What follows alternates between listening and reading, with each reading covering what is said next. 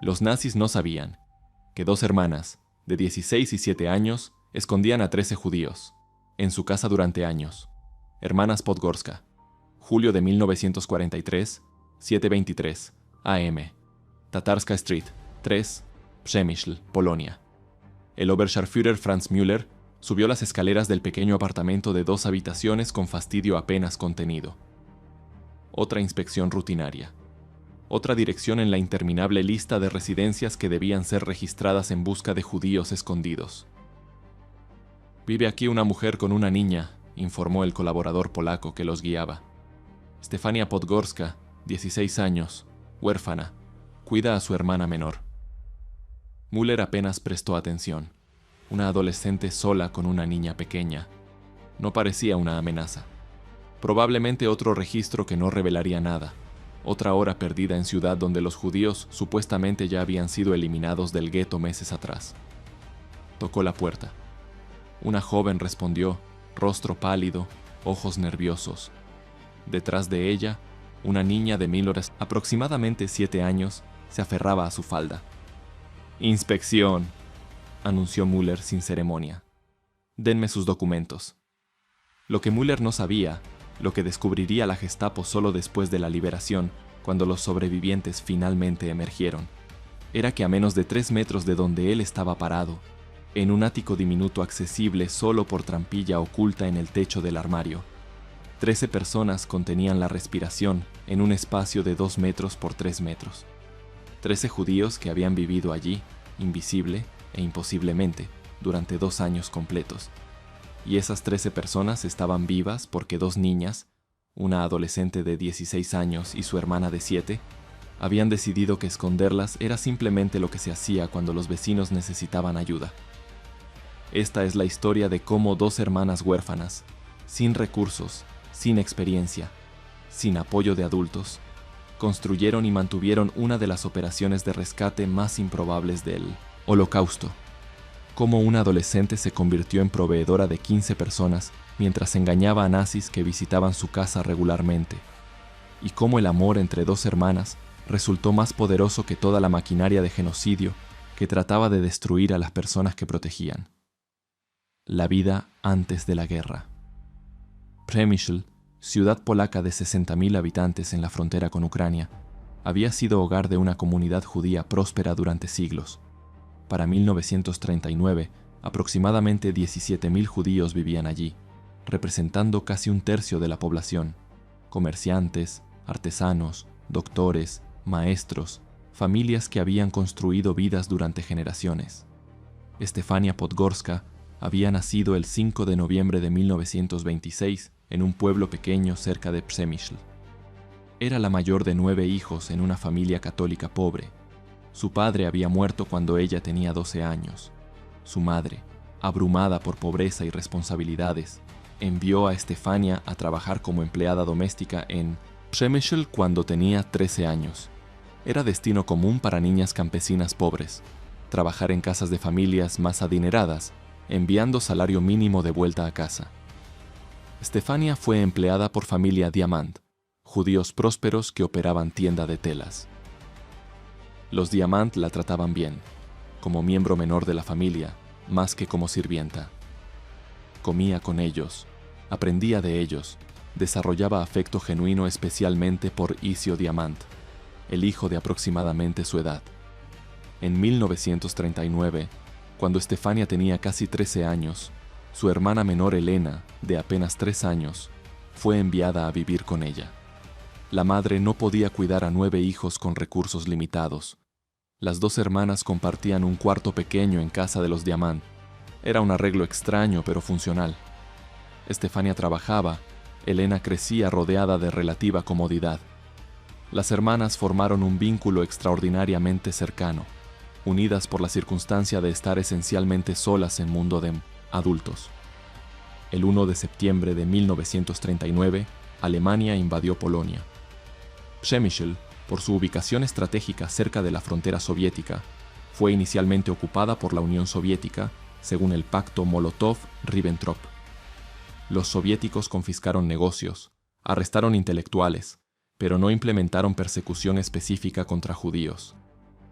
La familia Diamant perdió su tienda pero sobrevivió. Estefania continuó viviendo con ellos, ahora más como familia que como empleada, ya que la distinción de clase había sido eliminada por confiscación soviética. El 22 de junio de 1941, Alemania invadió la Unión Soviética. Para julio, tropas alemanas habían tomado Przemyśl. La ocupación nazi comenzó inmediatamente a implementar medidas antijudías: registro obligatorio, brazaletes con estrella de David, confiscación de propiedades, restricciones de movimiento. Estefania, de 14 años, observaba con horror creciente. Los Diamant, quienes la habían tratado con bondad durante 2 años, ahora eran tratados como animales, forzados a usar identificación humillante, prohibidos de caminar en ciertas calles, golpeados públicamente por infracciones inventadas. En julio de 1942, los nazis establecieron un gueto en Przemyśl. Aproximadamente 17.000 judíos fueron forzados a área minúscula de la ciudad, hacinados en condiciones imposibles. La familia Diamant fue trasladada al gueto. Estefania y Elena, siendo católicas, no fueron incluidas. «Quédense con nuestra casa», dijo el señor Diamant a Estefania antes de partir. «Tal vez algún día podamos regresar». Era optimismo desesperado. Ambos sabían que regresar era improbable. Estefania, de 15 años, y Elena, de 6, se quedaron solas en apartamento vacío, sin familia cercana, sin recursos significativos, en ciudad ocupada por nazis que veían a polacos como poco mejor que esclavos. Cualquier adolescente razonable hubiera huido a pueblo natal, buscado protección de familia, pero Estefania no era adolescente ordinaria. Había desarrollado un sentido de responsabilidad que excede su edad. Tenía a Elena que proteger. Y tenía, aunque no lo sabía todavía, capacidad extraordinaria para sobrevivir bajo presión imposible. El gueto y las deportaciones. El gueto de Przemyśl existió desde julio de 1942 hasta septiembre de 1943.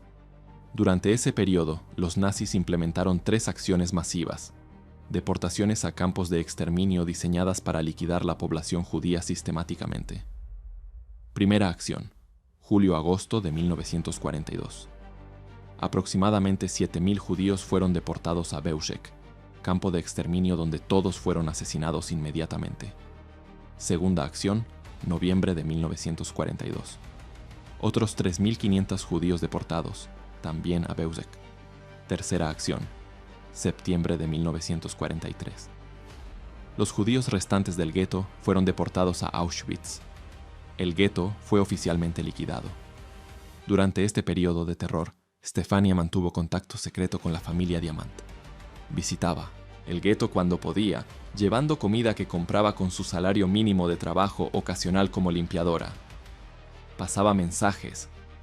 Proporcionaba consuelo de presencia gentil en el infierno. No era un heroísmo calculado.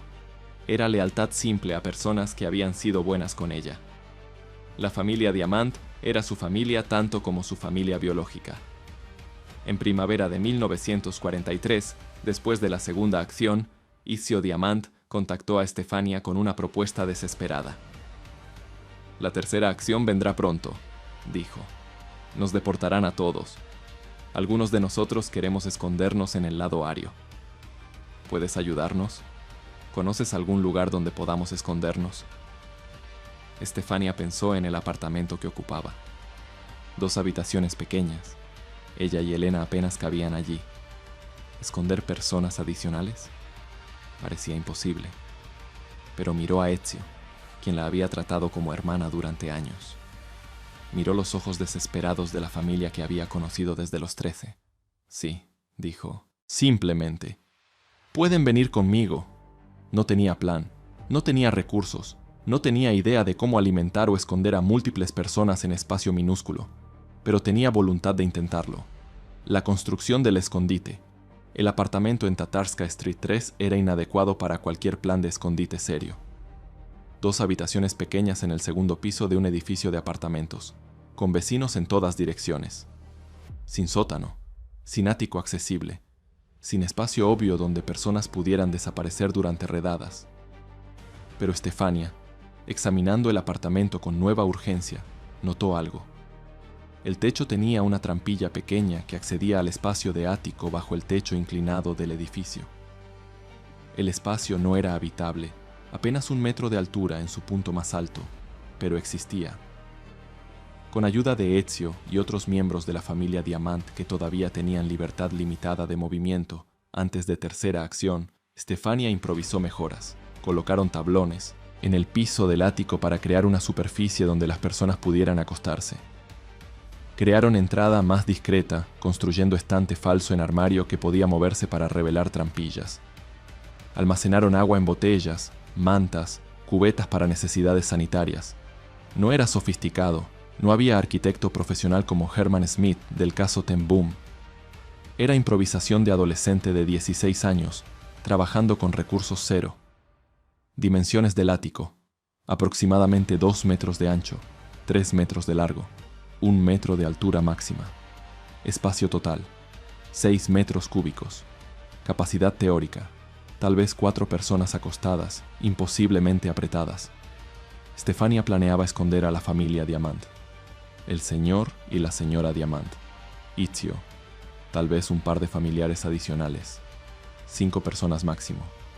En septiembre de 1943, cuando la tercera acción comenzó y el gueto fue liquidado, 13 personas tocaron la puerta de Estefania buscando refugio. No solo la familia Diamant.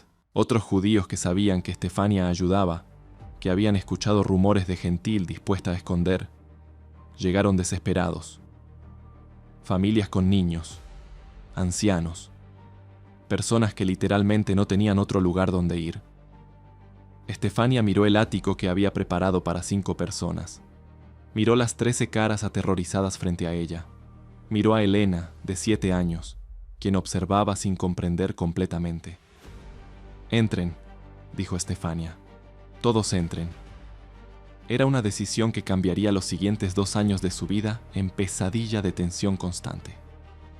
13 personas en un espacio diseñado para 4 personas.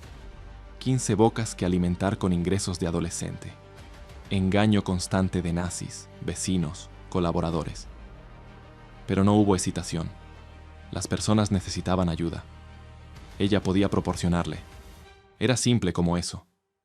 Las 13 personas que se escondieron en el ático de Estefania fueron: la familia Diamant, señor Diamant, señora Diamant, Ezio Diamant, la familia de los primos de los Diamant. 5 personas, incluyendo 2 niños. 3 individuos adicionales conectados a través de redes familiares. 2 ancianos que eran vecinos del gueto. 13 personas subieron por la trampilla en el armario, se apretaron en el ático de 6 metros cúbicos y desaparecieron del mundo visible. Estefania, de 16 años, cerró la trampilla, movió el estante de vuelta a posición y se convirtió en única línea entre esas 13 vidas y las cámaras de gas. La vida diaria, con 13 escondidos. Gestionar la vida de 15 personas, 13 escondidos más Estefania y Elena, en apartamento de 2 habitaciones, requería un sistema tan preciso como mecanismo de reloj. Estefania desarrolló una rutina que, aunque brutal, mantenía a todos vivos. 5:00 am. Estefania se despertó. Preparaba desayuno simple: pan, agua, ocasionalmente papas hervidas cuando tenía dinero para comprarlas. 5:30 am. Abrí la trampilla silenciosamente. Las 13 personas en el ático habían estado, acostadas, inmóviles, durante toda la noche. Descendían uno por uno para usar el baño rápidamente, luego regresaban al ático. 6:00 am. Estefania distribuía comida. Cada persona recibía una porción pequeña. Nunca fue suficiente. Nunca podría ser suficiente con su salario. 6:30 am. Trampilla cerrada. Las 13 personas pasarían las próximas 12 horas en el ático sin moverse, sin hacer ruido, sin usar baño. 7:00 am. Estefania despertaba a Elena, la preparaba para el día. Elena, de 7 años, sabía que había personas en el ático, pero había sido entrenada en silencio absoluto sobre el tema. «Es nuestro secreto», le había dicho Estefania. Si alguien pregunta, solo estamos tú y yo. 8:00 AM, 6:00 PM. Estefania trabajaba. Limpieza de casas, lavado de ropa, cualquier trabajo que pudiera encontrar. Elena, demasiado joven para escuela bajo ocupación nazi, permanecía en el apartamento sola. Instrucciones estrictas de no hacer ruido, no abrir puerta a nadie. En el ático, arriba, 13 personas yacían en oscuridad y silencio.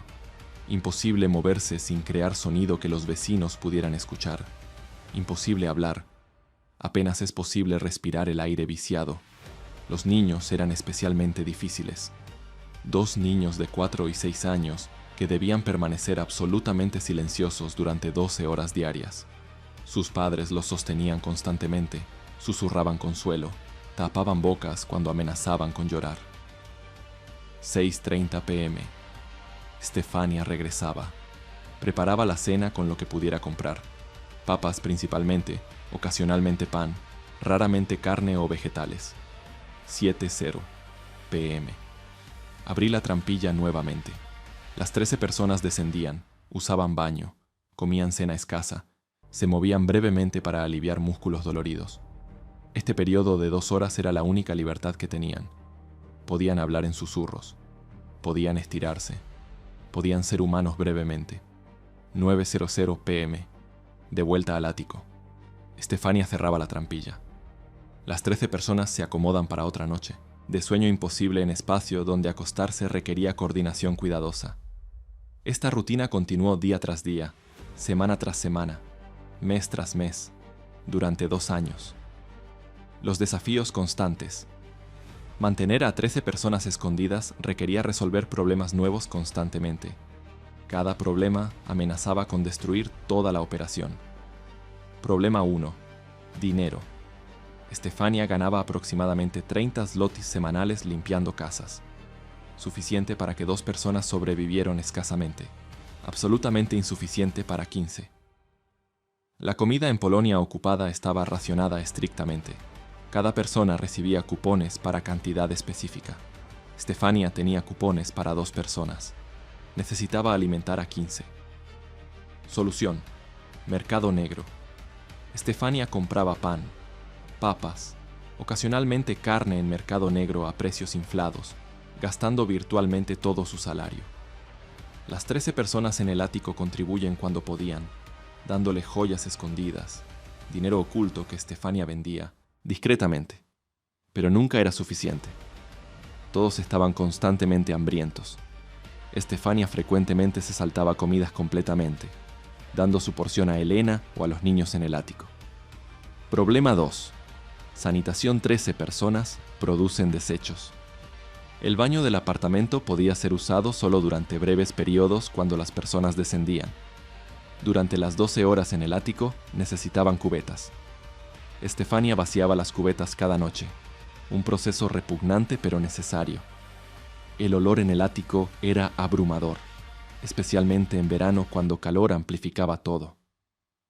Varios de los escondidos desarrollaron infecciones urinarias por aguantar necesidades por horas. No había doctores disponibles. Estefania trataba los síntomas con remedios caseros que apenas ayudaban. Problema 3. Enfermedad. En espacios cerrados, las enfermedades se esparcen rápidamente. Cuando una persona en el ático desarrolla resfriado, todas lo contraen dentro de días. Toser era peligroso, podía alertar a los vecinos. Las personas enfermas mordían mantas para silenciar la tos. Una mujer desarrolló neumonía en el invierno de 1943. Fiebre alta, tos violenta, delirio. Estefania no podía llamar al doctor sin revelar la presencia de personas escondidas. La mujer sobrevivió por pura suerte y cuidados rudimentarios de otros escondidos que habían tenido entrenamiento médico básico. Problema 4. Salud mental. 2 años en ático de 1 metro de altura. 12 horas diarias de inmovilidad absoluta, terror constante. Produce un trauma psicológico devastador. Uno de los hombres desarrolló depresión tan severa que dejó de comer, deseando morir. Otros lo obligaban a tragar comida, susurraban razones para vivir. Eventualmente recuperó voluntad suficiente para continuar, pero nunca completamente. Los niños sufrían pesadillas, despertando gritando. Sus padres los silenciaron inmediatamente, manos sobre bocas, susurros urgentes. Los niños aprendían a tener pesadillas silenciosas, una adaptación que ningún niño debería desarrollar. Problema 5. Los nazis múltiples veces durante esos 2 años, oficiales nazis o policía polaca colaboracionista, tocaron la puerta del apartamento de Estefanía para inspecciones. Cada vez, Estefania respondía con actuación perfecta. Adolescente inocente cuidando a hermana menor. Documentos en orden. Apartamento visible, limpio y ordenado. Nada sospechoso. Los oficiales nunca miraban hacia arriba al techo. Nunca notaron que el apartamento de 2 habitaciones parecía ligeramente más pequeño de lo que debería ser por dimensiones externas. Nunca sospecharon que directamente sobre sus cabezas 13 personas yacían absolutamente inmóviles, conteniendo respiración, rezando silenciosamente. Durante una inspección en julio de 1943, el Oberscharführer Müller pasó 20 minutos en el apartamento, interrogando a Estefania sobre vecinos, preguntando si había visto actividad sospechosa. Todo ese tiempo, 13 personas estaban a metros de él. Una de las mujeres en el ático estaba embarazada de 7 meses. Su respiración era laboriosa por el peso del bebé. Sostuvo la mano sobre boca, forzándola a respirar poco profundo y silencioso, mientras Müller hablaba abajo. Müller nunca supo. Se fue satisfecho de que la joven Podgorska era simplemente adolescente pobre cuidando a hermana. El soldado alemán. En otoño de 1943 surgió una complicación que amenazaba destruir todo. Un soldado alemán llamado Walter decidió que el apartamento de Estefania era ubicación conveniente para alojar tropas. La Wehrmacht, necesitando espacio para soldados en Przemyśl, requisaba apartamentos regularmente. El apartamento de Estefania, con 2 habitaciones y relativamente céntrico, parecía ideal. Walter llegó con órdenes.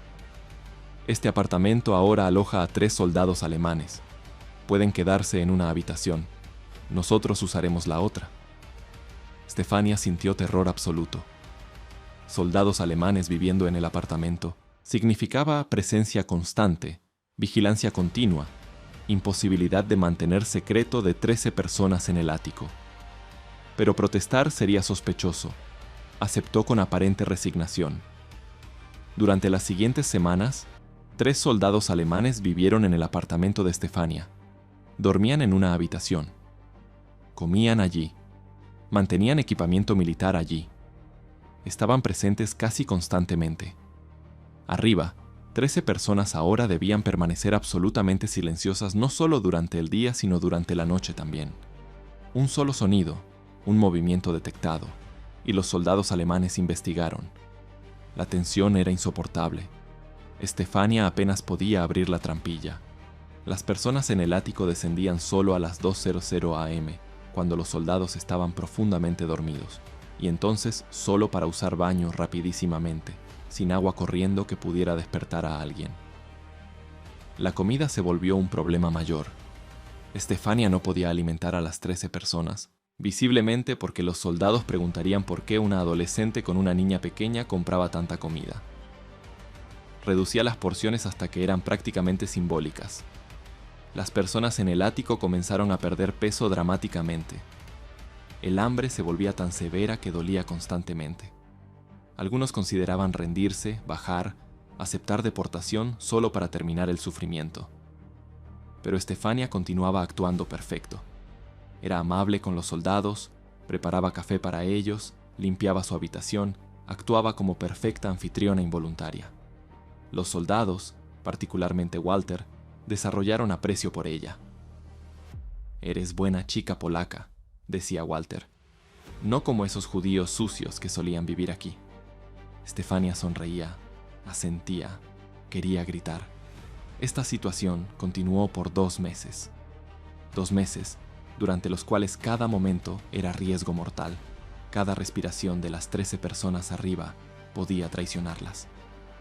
En diciembre de 1943, las tropas fueron reubicadas frente del este. Los soldados se fueron. El apartamento quedó vacío de nazis por primera vez en semanas. Esa noche, Cuando Estefania abrió la trampilla, encontró a las 13 personas al borde del colapso físico y mental. Habían sobrevivido, pero apenas. «No sé cómo resistieron», les dijo Estefania. «Tu coraje nos dio coraje», respondió Ezio. «Si tú podías mantener la actuación frente a ellos, nosotros podíamos mantener silencio arriba». Elena, la hermana pequeña. Elena Podgorska tenía 7 años cuando su hermana comenzó a esconder 13 judíos. Para cuando la guerra terminó, tenía 9 años y medio. Esos 2 años y medio fueron su infancia completa bajo ocupación. Elena sabía que había personas en el ático. Era imposible ocultarlo completamente. Escuchaba movimientos ocasionales. Veía a Estefania preparar comida que desaparecía. Comprendía a nivel básico que su hermana estaba haciendo algo peligroso. Estefania le había explicado simplemente: «Estamos ayudando a amigos, es secreto. Si alguien pregunta, solo estamos tú y yo». Elena, con seriedad imposible para una niña de 7 años, asintió. «Entiendo, es nuestro secreto». Durante 2 años, Elena nunca traicionó el secreto. Cuando las vecinas preguntaban: «¿Estefania está en casa?», Elena respondía con naturalidad practicada. Cuando los nazis inspeccionaron, Elena actuaba como niña normal asustada por las autoridades. Cuando escuchaba sonidos del ático, Elena nunca reaccionaba, nunca miraba hacia arriba. Era una actuación extraordinaria para una niña tan joven. Pero Elena había aprendido rápido que el error significaba muerte no solo para las personas escondidas, sino para ella y su hermana también. El costo psicológico en Elena fue inmenso. Desarrolló ansiedad severa, pesadillas constantes, miedo permanente de decir palabra incorrecta que destruiría todo. Estefania, tratando de proteger a Elena mientras simultáneamente dependía de ella para mantener secreto, enfrentaba un dilema imposible. No podía dar a Elena una infancia normal, pero podía darle amor, seguridad emocional dentro de inseguridad física. Cada noche, antes de dormir, Estefania abrazaba a Elena y decía: «Eres la niña más valiente que conozco. Estoy muy orgullosa de ti». Elena, de 7 años llevando peso de 15 vidas, respondía: «¿Cuando termine la guerra, podremos decirle a alguien?». «Sí», prometía Estefania. «Cuando termine la guerra, podremos contarlo todo». El invierno de 1944. El invierno de 1943-1944 fue el más brutal. La escasez de comida se intensificó. El carbón para calefacción era virtualmente imposible de obtener. El apartamento estaba helado. El ático, sin aislamiento, era como un congelador. Las 13 personas en el ático temblaban violentamente durante las noches, apretándose para compartir calor corporal. Varias desarrollaron congelación leve en dedos. Una mujer anciana desarrolló hipotermia. La temperatura corporal está cayendo peligrosamente. Estefania la trajo abajo secretamente. La calentó junto a una estufa pequeña usando las últimas brasas de carbón que tenía. La salvó apenas. El hambre llegó a niveles críticos. Estefania, quien típicamente pesaba 50 kilogramos, cayó a 38 kilogramos. Su cuerpo adolescente, todavía creciendo, estaba privado de la nutrición básica. Dejó de menstruar. Desarrolló anemia severa. Las personas en el ático estaban peor. Los hombres, quienes habían pesado 70-80 kilogramos antes de esconderse, ahora pesaban 45-50 kilogramos. Las mujeres eran esqueletos. Los niños dejaron de crecer completamente. Desarrollo detenido por malnutrición. En febrero de 1944, Estefania colapsó mientras trabajaba limpiando casa. El agotamiento, desnutrición y estrés finalmente excedieron la capacidad de su cuerpo adolescente. Fue llevada al hospital donde los doctores diagnosticaron desnutrición severa y agotamiento. «Necesitas comer más, descansar más», instruyó el doctor. «Estás matándote trabajando».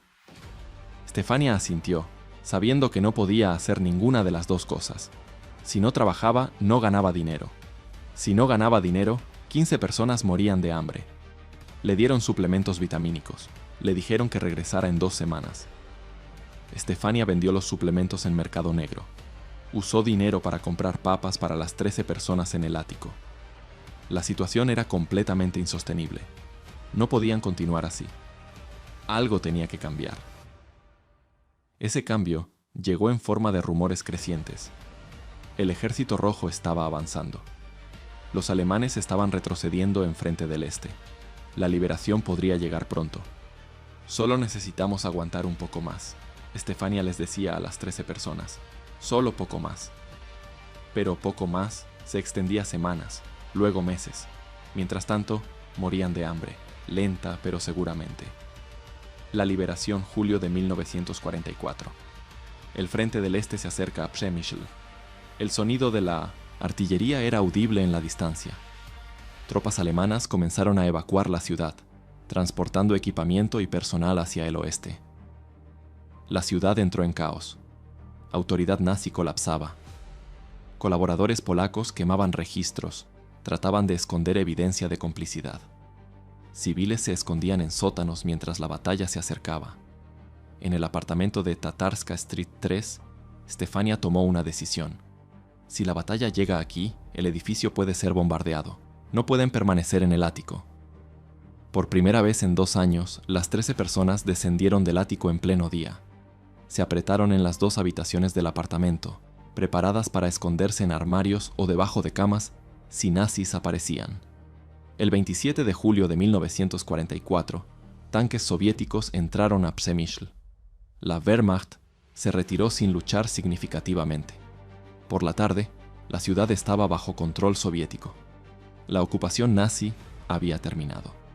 Estefania abrió la puerta del apartamento por primera vez en días.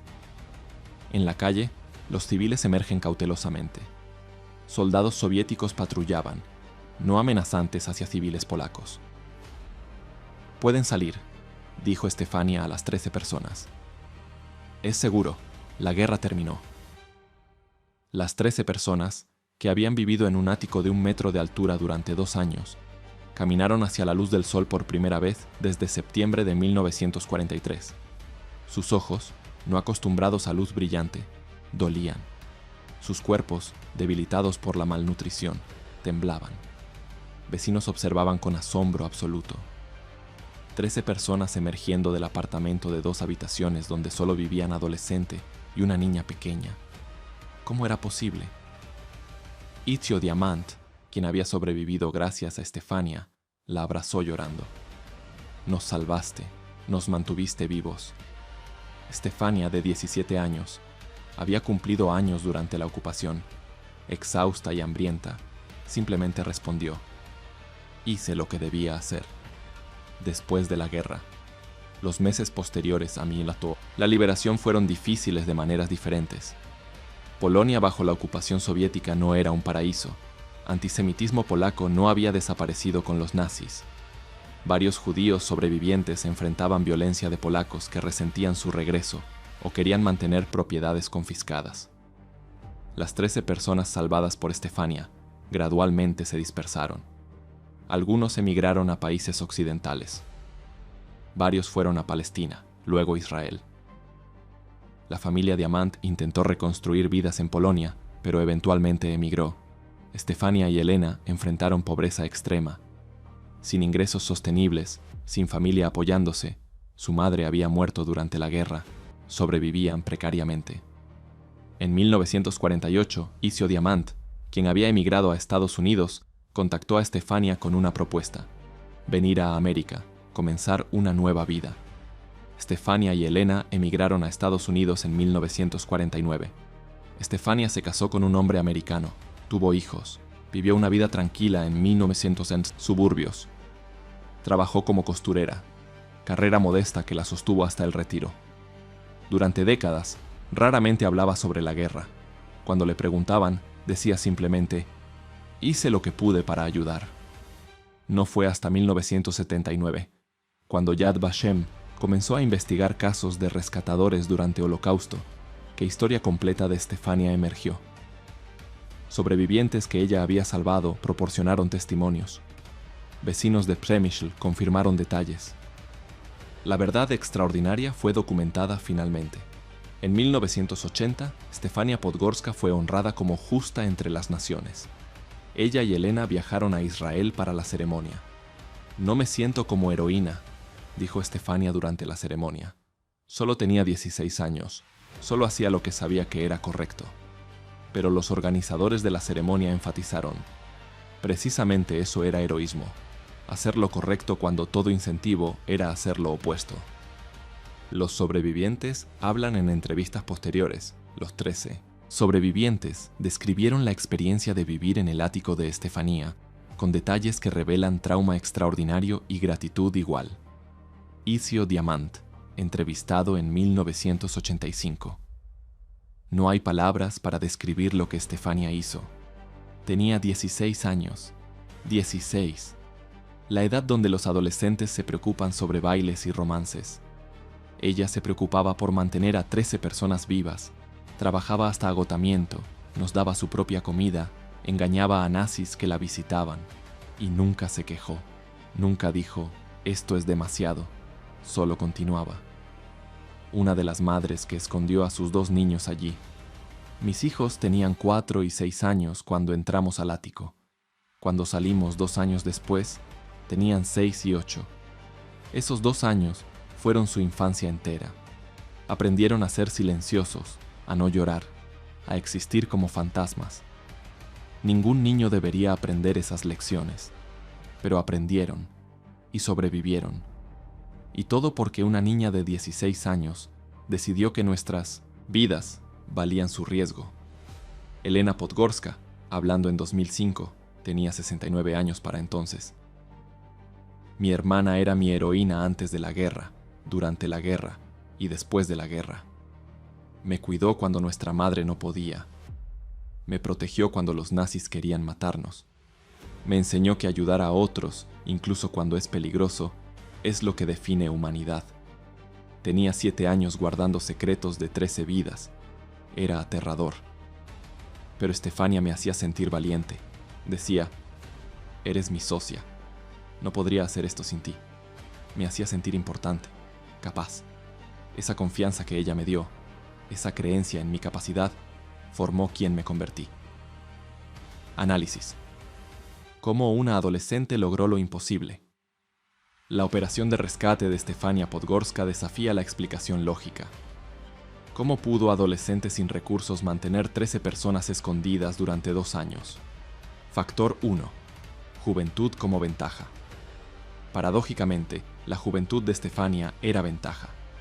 Los nazis consistentemente subestimaban a adolescentes, especialmente mujeres jóvenes.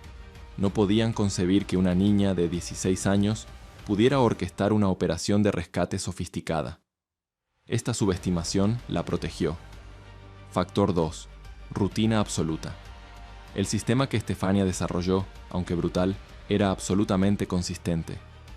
Mismos horarios diarios, mismas cantidades de comida, mismas precauciones. Consistencia elimina error. Factor 3. Relación con Elena. La cooperación entre Estefanía y Elena era crítica.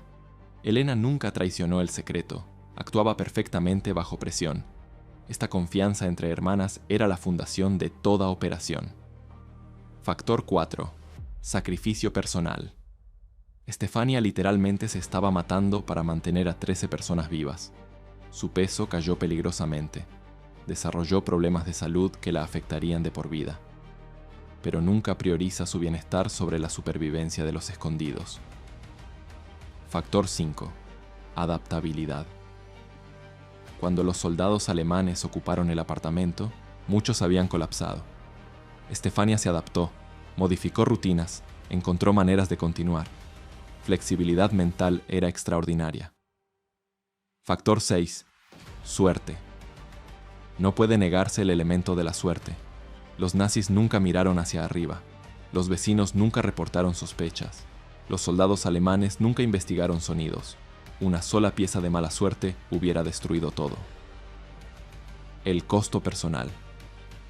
Estefanía pagó un precio enorme por su rescate de 13 personas. No solo durante la guerra, sino después. Físicamente, nunca se recuperó completamente. La desnutrición durante años críticos de adolescencia causó daño permanente. Desarrolló osteoporosis temprana, problemas digestivos crónicos, inmunidad debilitada. Psicológicamente, cargaba un trauma de 2 años, viviendo bajo tensión constante. Desarrolló ansiedad generalizada. Nunca pudo relajarse completamente. Pesadillas sobre nazis, encontrando el ático, la plagiaron décadas después. Elena similarmente cargaba el trauma de la infancia robada. Aunque se casó y tuvo familia exitosa, siempre sentía que parte de su niñez había sido sacrificada. Pero ambas hermanas insistían que no se arrepentiran. Si tuviera que hacerlo de nuevo, dijo Stefania en 1990, haría lo mismo. Esas 13 vidas valían cualquier costo personal. Legado. Stefania Podgorska murió en 2018 a los 91 años, habiendo vivido una larga vida en América. Su funeral atrajo a descendientes de las 13 personas que había salvado. Más de 80 personas cuya existencia dependía directamente de decisión que adolescente de 16 años tomó en septiembre de 1943. Elena murió en 2020 a los 84 años. La historia de las hermanas Podgorska representa caso extremo de rescate durante Holocausto. Operación mantenida no por adultos con recursos, sino por dos niñas con nada, excepto coraje y compasión. Yad Vashem estima que las 13 personas salvadas por Stefania han producido, a través de generaciones, aproximadamente 250 descendientes vivos. Cada uno existe porque adolescente decidió que los vecinos necesitando ayuda merecían riesgo de su propia vida. La casa en Tatarska Street 3 ya no existe, demolida en remodelación urbana en los años 1980. Pero en sitio hay placa conmemorativa. En este lugar, Stefania y Elena Podgorska, de 16 y 7 años, escondieron y salvaron a 13 judíos durante ocupación nazi. Su coraje preservó vidas. Su humanidad derrota el odio. Epílogo. La pregunta. En la entrevista final antes de su muerte, le preguntaron a Stefania: ¿cómo encontraste coraje a los 16 años para hacer algo que adultos no hacían? Stefania pensó largo rato. No creo que fue coraje. El coraje implica superar el miedo. Yo tenía miedo cada día, a cada hora. No lo superé. Solo decidí que el miedo no era razón para dejar morir a personas. Cuando tenía 16 años y 13 personas tocaron mi puerta, podría haber dicho, no puedo. Hubiera sido verdad. No tenía recursos, experiencia, apoyo. Pero si decía no, ellos morían. Era simple como eso. Así que dije sí, y luego cada día decía sí de nuevo. Por 2 años, 730 días, cada día decidía continuar. No porque fuera valiente, porque la alternativa era inaceptable. La gente llama esto heroísmo, pero heroísmo es una palabra grande para algo simple. Ver a otro humano necesitando ayuda y proporcionar esa ayuda. Eso es todo lo que hice. Ayudé. Y Elena, mi hermana pequeña, ayudó también. Tenía 7 años guardando secretos de 13 vidas. Era niña haciendo trabajo de adulto, pero lo hizo, porque yo le dije que era importante, que la necesitaba. Tal vez esa es una lección real. No sabía que yo era especial, sino que cualquiera, incluso una niña de 7 años, puede hacer cosas extraordinarias si la situación requiere, y alguien cree en ellos. Los nazis no sabían que 2 hermanas de 16 y 7 años escondían 13 judíos porque no podían imaginar que niñas pudieran ser tan capaces, tan determinadas, tan dispuestas a sacrificar. Su falta de imaginación fue nuestra ventaja. Pero la verdad es que no éramos especiales, éramos ordinarias. Y eso es lo que hace la historia importante, porque si nosotras pudimos, cualquiera puede. En cualquier época, en cualquier lugar, cuando mal ocurre, personas ordinarias pueden elegir resistir. No necesitas ser fuerte, no necesitas ser rico, no necesitas ser adulto. Solo necesitas decidir que algunas cosas valen el riesgo. Y luego necesitas decidir eso de nuevo cada día hasta que termine. Las palabras de Stefania resumen quizás la lección más profunda del Holocausto, que la resistencia al mal no requiere heroísmo sobrehumano, requiere humanidad ordinaria rehusándose a aceptar inhumanidad extraordinaria. 13 personas sobrevivieron porque 2 niñas decidieron que sus vecinos merecían ayuda. 250 descendientes existen porque adolescente de 16 años dijo, entren, cuando todas las razones racionales dictaban, no puedo ayudar. Los nazis no sabían, no podían saber. Su ideología basada en fuerza y dominación no podía comprender el poder de compasión operando desde un apartamento de 2 habitaciones en una ciudad polaca. Y en ese no saber, en esa subestimación, perdieron, porque 13 personas escaparon de sus garras, y con el tiempo, 13 se convirtieron en 250, y la derrota del mal, aunque pequeña en escala, era permanente en significado. Un ático de 1 metro de altura, 13 personas, 2 niñas, una victoria que los nazis nunca vieron venir.